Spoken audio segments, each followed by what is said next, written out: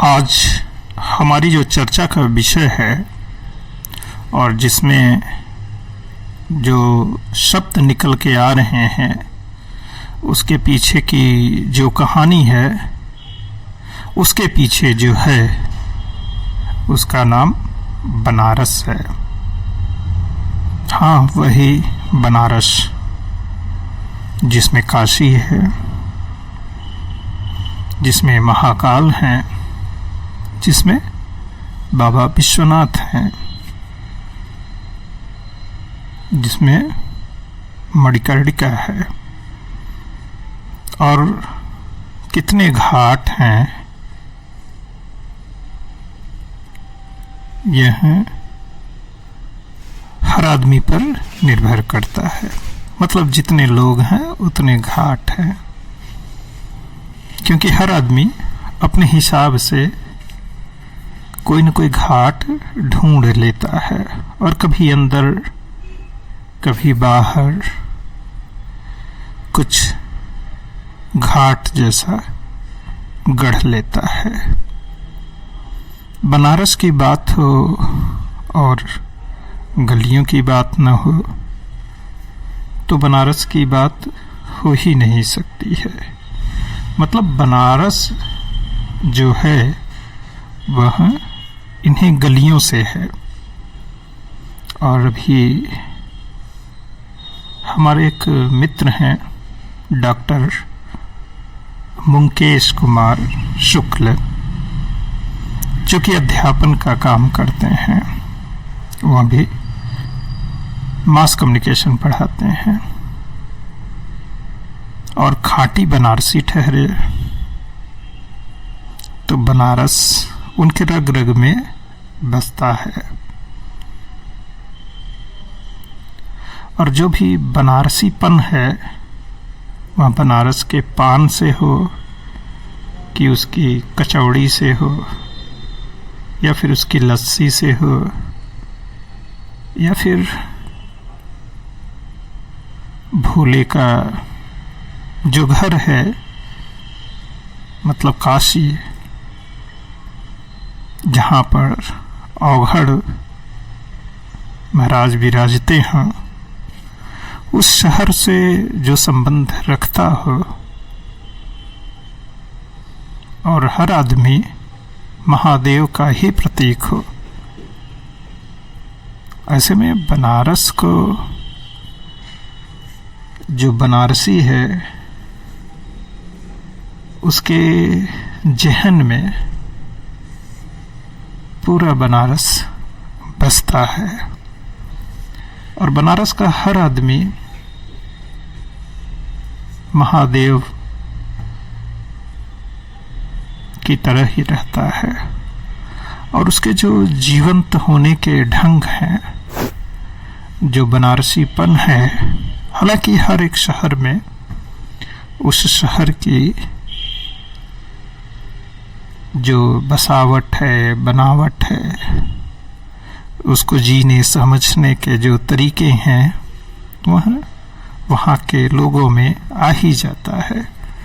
आप भी चाहे जिस शहर के हों, आपके अंदर धीरे धीरे वह शहर रहने लगता है। तो हमारे मित्र डॉक्टर मुंकेश कुमार शुक्ल जी के एक लेखन में बनारस की 55 गलियों का विस्तृत वर्णन है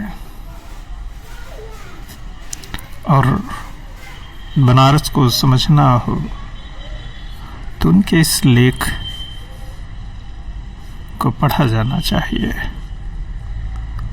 और अपने शब्दों के धनी और सलीके से उनको सजाने के पारखी हुनरमंद हमारे इन मित्र को हम उन 55 गलियों को हमारे सामने लाने, बताने और बनारस का जो बनारसीपन है उससे मुझ इलाहाबादी जो कि अब प्रयागराज हो गया है, मतलब अब हम प्रयागी हो गए हैं,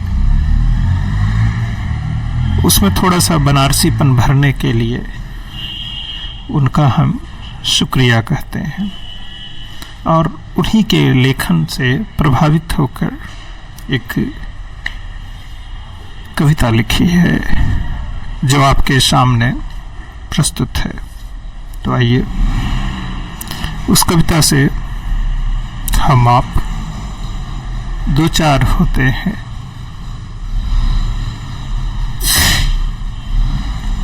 तो बात कुछ इस तरह की है। यह गलियों से ही शुरू होता है। इन 55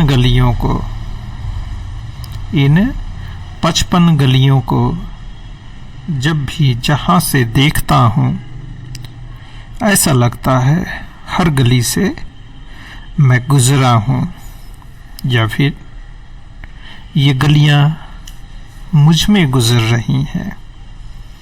उस गली में जो जलेबी की दुकान है बहुत मीठी है। लाख कोशिशों के बाद भी जिंदगी सीधी सड़क जैसी नहीं होती। वह इन्हीं किसी गली में रह रह के ठहर जाती है। अभी इस गली के मोड़ से थोड़ी सी मुलाकात कर लें, पता नहीं लौटकर आना कब हो। हर गली का एक नाम और नंबर है। बिल्कुल, हाँ, एकदम उम्र की तरह, जिसकी मियाद है फिर आगे बढ़ जाना है। जो गली पीछे छूट गई, वहाँ मेरा बचपन अभी वैसे ही ठहरा हुआ है। बगैर चश्मे के भी उसे देख लेता हूँ। मैं कितना शरारती था, सोचकर हंस देता हूँ। यही वजह है नाती पोतों को डांटता नहीं हूँ। यही उस गली को जीने का वक्त है। गलियों के चक्कर लगाने हैं। इश्क किसी चौखट पर न जाने कब दस्तक देने लगे। हर पल एक जगह वहाँ ठहरने लगे। किसी शायर को खूब पढ़ता है, गुलाब संभाल कर किताबों में रखता है। वह समझता है लोग अनजान हैं, जबकि जिस गली में इस समय वह कब से खड़ा है उसे अंदाजा नहीं है।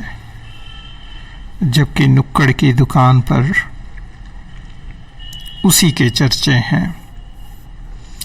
यूं ही हर शख्स किसी न किसी गली में उम्र के हर पड़ाव पर मौजूद रहता है। अनंत यात्रा में इन गलियों और मोड़ की स्मृतियां सदा रहती हैं। ये गलियां मुझ में न जाने कब रहने लगती हैं। हर शख्स को अपनी गली संभाल कर रखनी है। इन्हीं गलियों से जो टुकड़े जुड़ते हैं, जैसे वक्त के लम्हों के मिलने से महाकाल बनते हैं। आज मणिकर्णिका में उतर रहा हूँ। अपनी गलियाँ अपने साथ लिए जा रहा हूँ। तुम्हारे हिस्से का वह मोड़ अब भी वहीं है, बस अपने पास,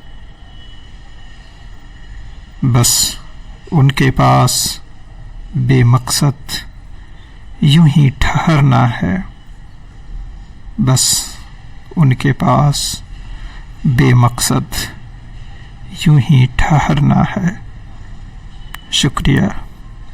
तो आइए बनारस की गलियों में बनारस के लिए सफ़र पर निकलते हैं और अपने अंदर बनारस ढूंढते हैं, गढ़ते हैं। शुक्रिया।